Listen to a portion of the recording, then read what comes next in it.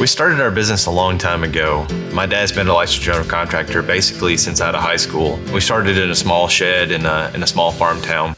We've seen a real niche that there was a lot of problems that people didn't know how to fix or didn't know how to fix it right.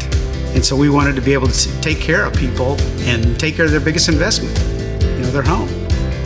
We were looking for permanent solutions for our customers for some of the major problems that they have on their home, like foundations and crawl spaces.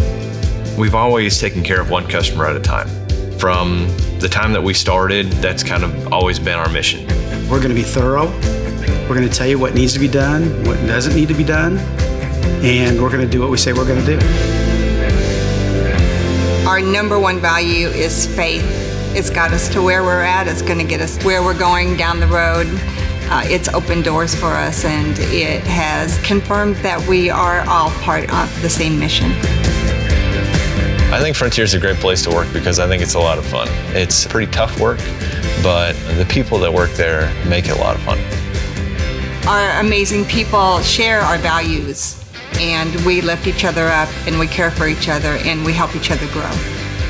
There's a big need for customers that are out there that want a family business to come and work on their home, and we're that family.